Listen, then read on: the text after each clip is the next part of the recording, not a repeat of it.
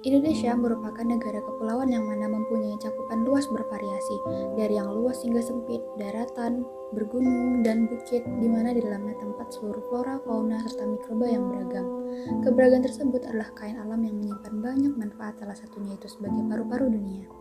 Provinsi Kepulauan Riau memiliki luas wilayah 250.810 km persegi, di mana 96% diantaranya merupakan lautan dan 4%-nya berupa daratan, yang dirangkai oleh 2.408 pulau dengan garis pantai sepanjang 2.367,6 km.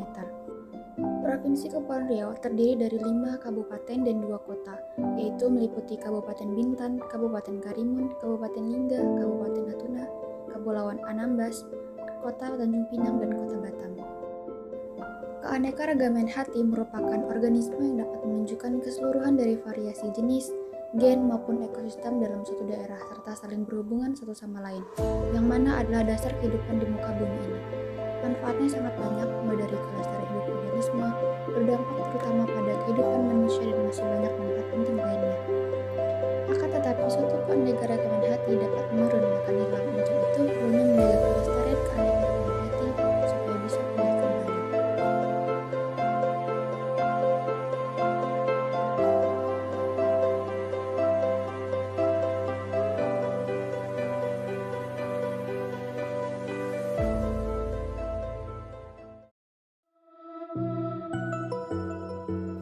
Dilihat dari peta konsep keanekaragaman hayati di Indonesia terdiri dari adanya tumbuhan, hewan, dan mikroorganisme, serta dari macam-macam keanekaragaman hayati yang ada di Indonesia seperti dari tingkat gen, jenis atau spesies, serta ekosistem.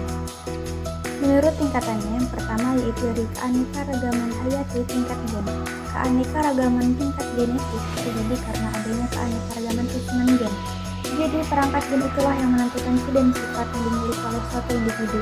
Lalu apa saja contohnya? Salah satu contohnya itu seperti perbedaan tipe rambut, adanya orang yang berambut keriting, lurus, ikal.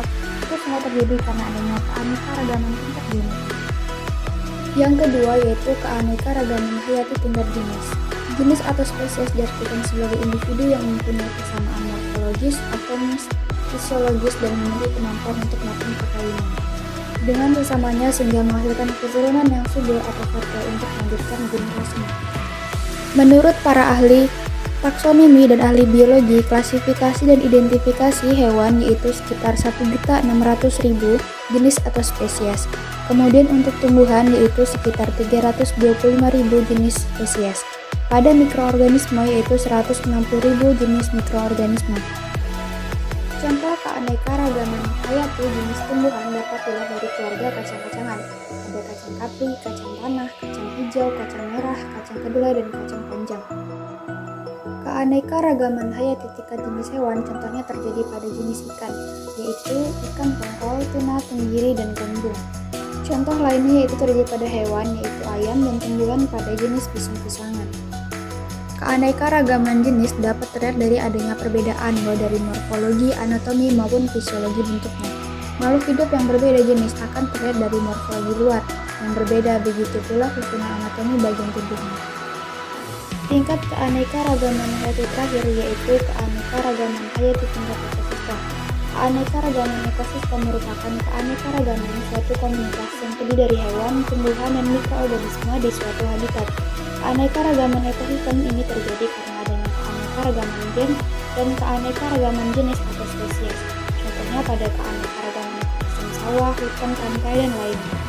Untuk mengetahui adanya keanekaragaman hayati pada tingkat ekosistem dapat dilihat dari satuan atau tingkatan organisme kehidupan di tingkat tersebut.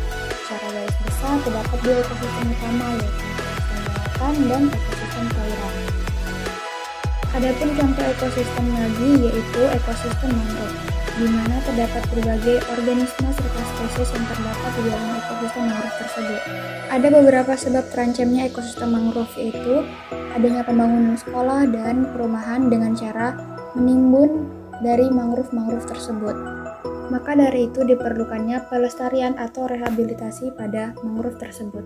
Sampah juga merupakan sebab dari terancamnya suatu ekosistem. Nah, kalian sudah mengerti kan apa itu keanekaragaman hayati dan apa saja jenis-jenis hewan dan tumbuhan yang ada di daerah sekitar kita? Maka dari itu, kita perlu untuk mempelajari suatu keanekaragaman hayati yang ada di daerah kita dan juga dilestarikan.